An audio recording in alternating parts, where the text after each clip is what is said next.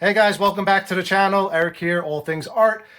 For today's video, I wanted to do something a little bit different. I'm always doing videos on 3D printing or painting kits, and it's been a while since I've done a video on a repair.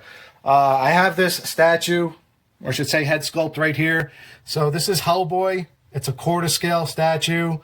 Hellboy 2, The Golden Army by Iron Studios. So basically, in today's video, we'll go over the process of repairing the horn because the horn broke off. So we'll get the horn glued back on. We'll also go over, sanding down the area, how to fill in the gaps and cracks. This way you don't see any, broken seam lines anywhere. I'll go over matching the paint, as well as matching the finish, the sheen. And finally, we'll go over how to protect the paint with some clear coat. So all of that in today's video. Let's get started.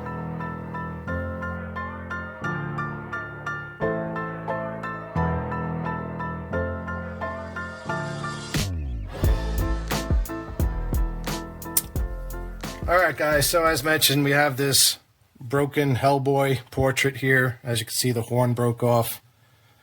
So pretty sizable piece. If you could see the size of the horn compared to my hand, it's pretty much the size of my hand. So he has these massive horns. They look definitely a lot bigger in person than they do on camera. So big giant horns. Definitely an area that can easily break if you're not careful and knock into it because of just the way they wrap around and flow. So luckily the repair isn't too terrible. So let me just show you what happened here. So as you can see, the horn keys into the head. So it looks like maybe somebody dropped it or bumped into it. The key popped out and we lost a little bit of paint around the horn area. So let me zoom in, give you a better look. So basically the plan of action for this repair is going to be getting the key glued back into place. I'm also going to need to resurface this area because this needs to be smoothed out. Otherwise, we're going to see a line going around the horn. So I'm going to get the area cleaned up. I'm going to get the horn glued back together. And then I'm going to come in with some epoxy sculpt and start feathering out the sculpt around the top of the head here. This way it blends in. Get that sanded out again and then start worrying about the paint. So first things first, as mentioned, if I don't fix up the outer area here, because we lost a little bit of paint on the edge here, you're going to see a line. So I'm basically just going to sand this down and feather it out. This way we have a smoother surface to start with, and then we'll get to gluing the horn back in place. All right, so I'm going to go in with this sandpaper stick. This is 400 grit, and we're just going to knock down this sharp edge that has this ring that's going around his head here, so we get a nice smooth flat area.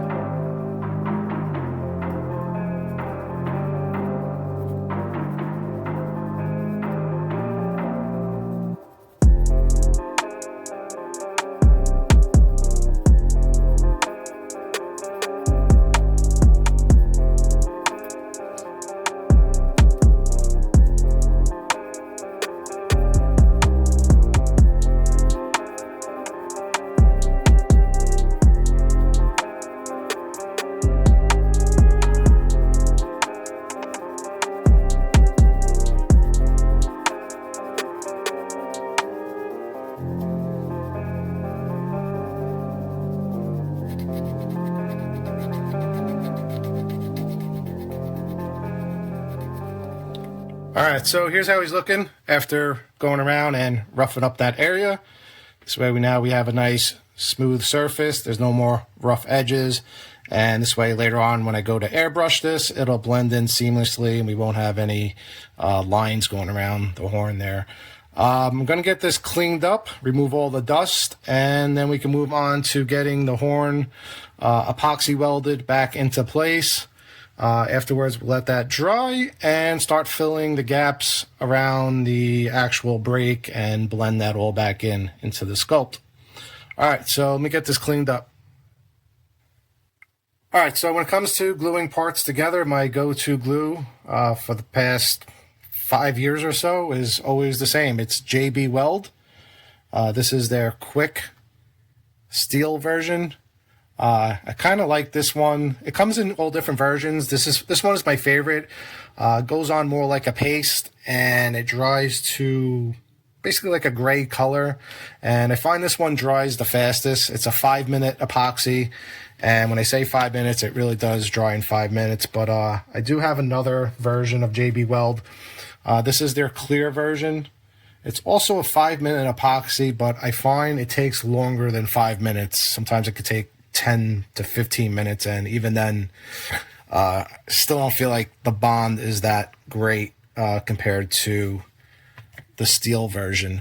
So I tend to use this if I plan to glue something and let it sit overnight. I'm fine with that. But if I really want something with lots of strength that's going to dry within 5 minutes and then I can keep working, the steel version is the best one from my research. So again, 5-minute epoxy, mixing 2 equal halves. Once you mix them together, you have roughly 1 minute working time. So you do need to be skilled working with this stuff because you don't really have much time to make any mistakes or get things ready. You got to be ready to go.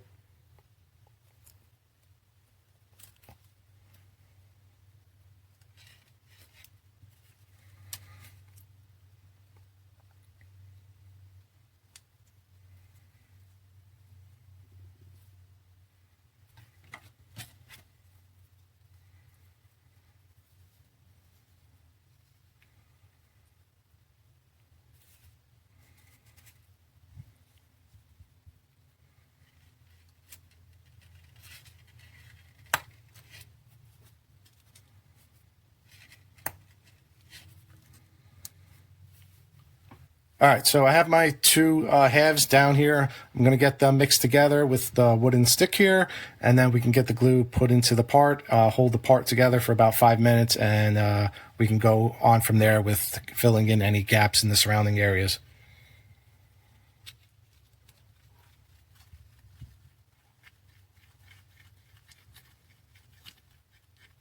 Also, with this epoxy glue, it can be sanded as well as painted once it's cured. Dries in about 4 to 6 minutes, but it fully cures in about 6 hours. So after about 6 hours, you can sand it, paint it. And as you can see on the stick, it's one of the reasons why I like to use this stuff. It goes on like a paste, so I have full control over it.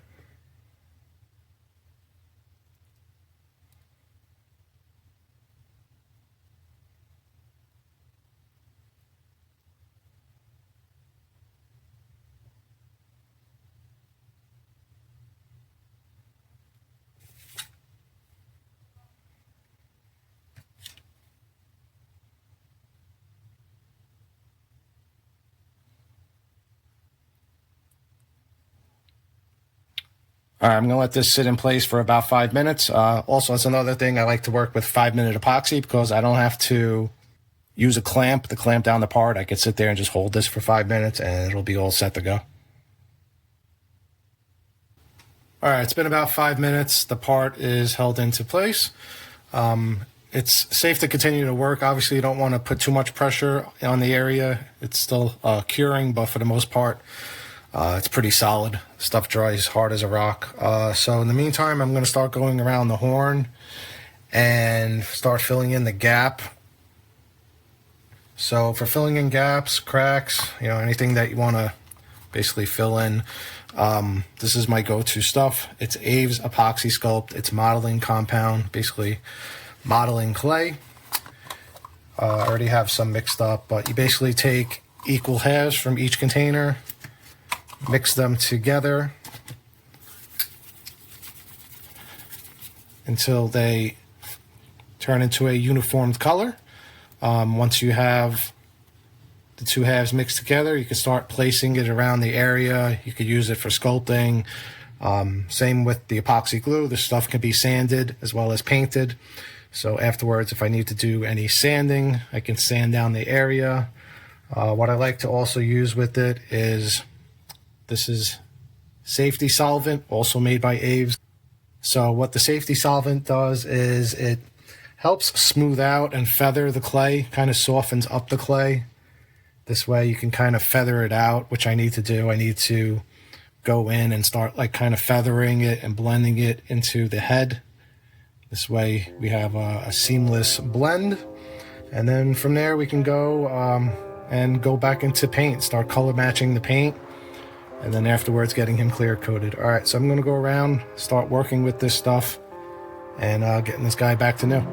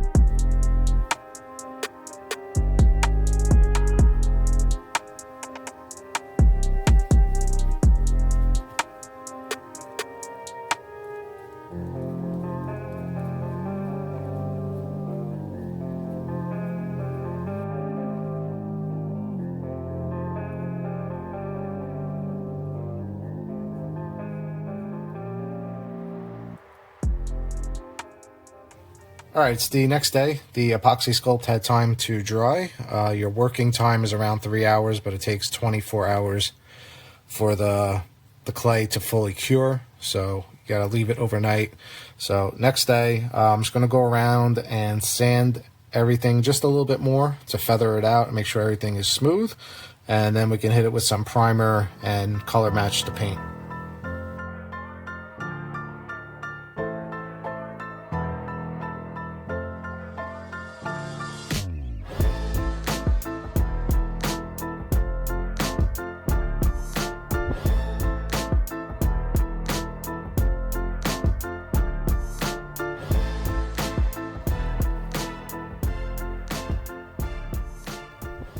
Alright, so the area was washed and cleaned to remove any dust and prep the surface. Before we can paint, I have to go in and put down some primer. This way the paint has something to adhere to. At this point, this is all raw polystone or resin, so you can't just go adding paint onto that. It won't stick or adhere to it. So we got to go in with some primer. This is polyurethane airbrush primer by Stynylrez. It's usually my go-to for airbrush primer. And we'll put down a coat of this first, and then we can match the brownish red paint afterwards.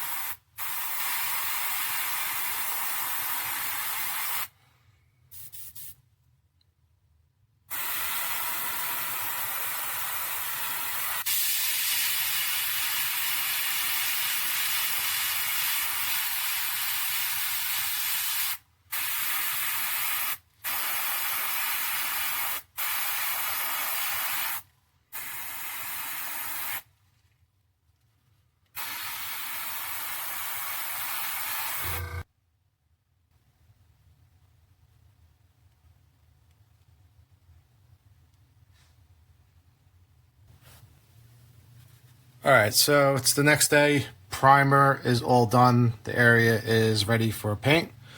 When it comes to paint matching, I normally start with what I have bottled up and then I'll make adjustments to it.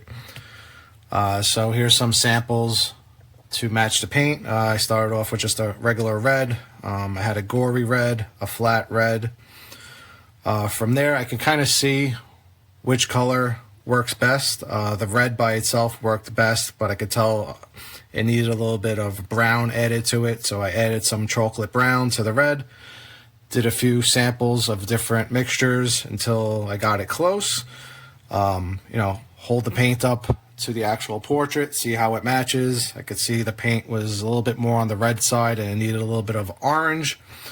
So basically the mixture is a combination of red, chocolate brown, and a little bit of orange to tint it until I get to the perfect color, which ended up being this color here. So that color matches up pretty nicely.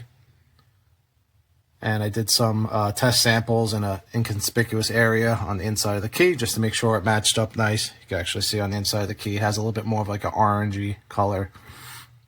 So yeah, that's how I usually do my paint samples. It's basically kind of understanding color theory and what colors need to be added. And yeah, from here we're going to go airbrush the paint back onto the portrait, and it should hopefully match up pretty nicely. And then we can adjust the sheen of the clear coat, because his face is a flat clear coat, and then the horns are going to be obviously on the shinier side. So we're going to do either probably a satin or a gloss for the horns, and I'll show you how to do that next. So up next, we're going to be airbrushing that brownish reddish color back onto the portrait.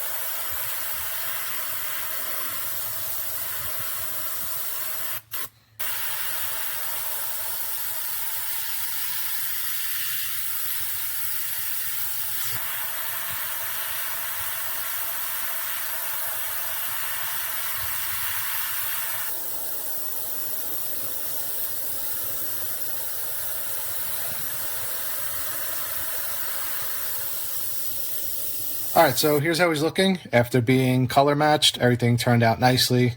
Color matches absolutely perfect. Everything is looking good. I had to go back and touch up the hair a little bit because I had some overspray from the primer. And I also touched up some areas that Iron Studios factory missed in the first place. So just gave him a little overhaul to make him look as good as possible. But anyway, the next step is to protect the paint with clear coat. For that, I'm going in with the Krylon Color Max. This is a flat coat, so the portrait will be flat, and then the horns have a gloss coat to them. So I'm just going to hit the entire portrait with the spray varnish, and then I'll come back afterwards and I'll brush on the gloss coat onto the horns. Also, the eyes have a gloss to them, so I'll have to go back and re-gloss the eyes, or what I could most likely also do is just put a little putty over the eyes to protect them. This way the varnish doesn't hit them. I might do the same thing for the horns. Might cover up the horns a little bit. This way I don't have to go back and varnish the whole entire horns again. It's not a big deal, but it'll save me a little bit of work, and it'll allow me to see, to make sure I'm color matching the shine correctly. All right, so up next I'm going to hit him with the Krylon Max and get him varnished and clear coated.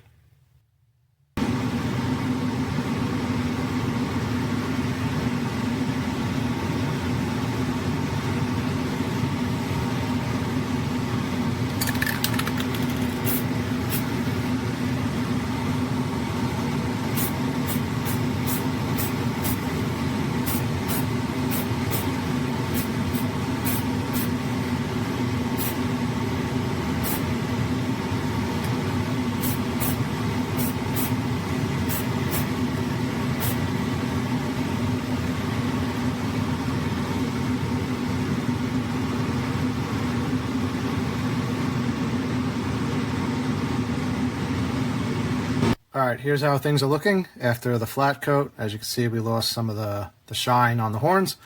So final step to bring that back, I'm going to go in and brush on some gloss varnish. This is by Deco Art. It's a polyurethane gloss varnish. And we could just brush that back on and he'll be all back to new.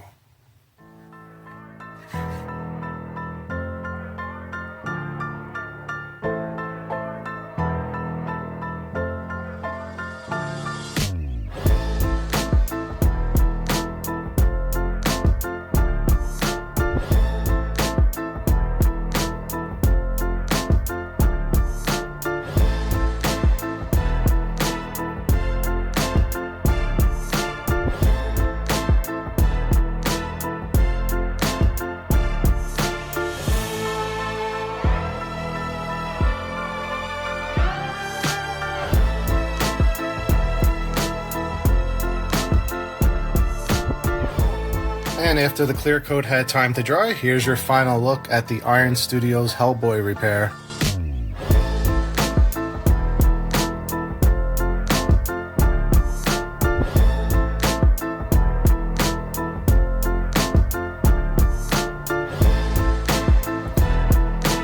Everything turned out great. The actual repair and break has gone completely undetected, as if it was never broken.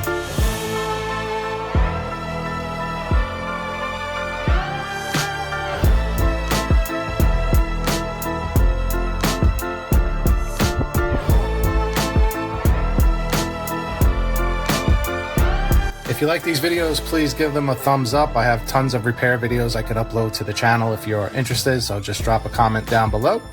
Thanks for watching, and I'll see you in the next project. Take care.